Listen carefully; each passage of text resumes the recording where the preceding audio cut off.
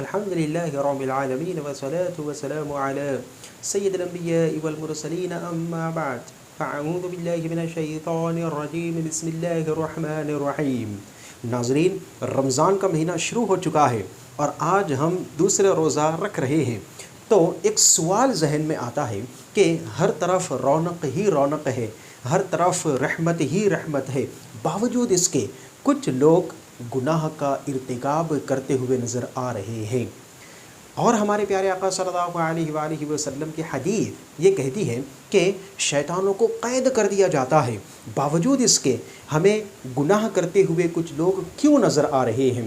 تو سب سے پہلے دیکھیں، ہمارے پیارے آقا صلی اللہ علیہ وآلہ وسلم نے ارشاد فرمایا ہے، بخاری شریف کی حدیث ہے کہ جب رمضان کا مہینہ آتا ہے تو جنت کے دروازے کھول دیے جاتے ہیں اور جہنم کے دروازے بند کر دیے جاتے ہیں، اور شیاطین کو یعنی شیطانوں کو قید کر دیا جاتا ہے۔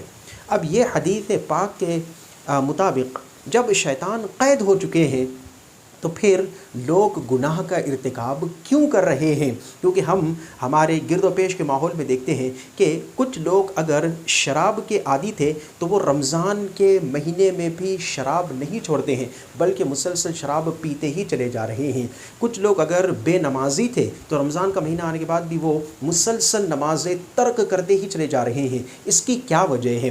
تو آئیے اس نقطے کو ہم سمجھنے کی کوشش کرتے ہیں کہ سب سے پہلے آپ یہ نقطہ اپنے ذہن میں واضح رکھیں کہ صرف شیطان ہی ہمیں گمراہ کرنے کے لیے نہیں ہے، صرف شیطان ہی ہمیں ہمارے دل و دماغ میں وسوسے ڈالنے کے لیے نہیں ہے، بلکہ شیطان کے علاوہ ایک ہمارا دوسرا اور دشمن ہے۔ اب وہ دشمن کون ہے؟ آئیے قرآن سے ہم اس کی رہنمائی لیتے ہیں۔ اللہ تبارک و تعالی نے ارشاد فرمایا ہے، ان النفس لامارۃ بالسوء۔ اس کا مطلب یہ ہوتا ہے کہ بے شک نفس امارہ بہت ہی برائی کا حکم دینے والا ہے۔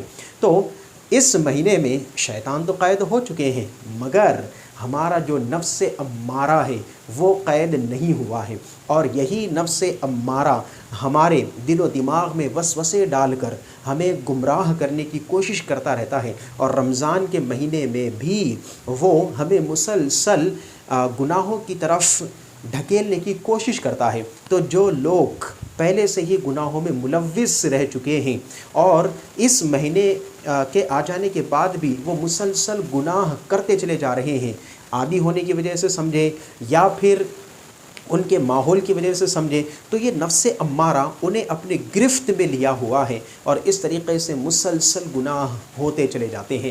مگر ہم دیکھتے ہیں کہ جیسے ہی رمضان کا مہینہ آتا ہے تو گناہ کا تناسب اتنا کم ہو جاتا ہے کہ ہر طرف آپ کو رونق ہی رونق نظر آئے گی، ہر طرف آپ کو رحمت ہی رحمت نظر آئے گی، ہر طرف آپ کو مسجدیں بھری ہوئی نظر آئیں گی، ہر طرف آپ کو قرآن کی تلاوت ہوتی ہوئی نظر آئے گی، ہر طرف کثرت سے مسلمان یعنی کہ کثیر مسلمان روزہ رکھتے ہوئے نظر آئیں گے، اور جو بھی اللہ تبارک و تعالی نے حرام چیزیں قرار دی ہوئی ہیں ان سے اجتناب بھی کرتے ہوئے نظر آئیں گے۔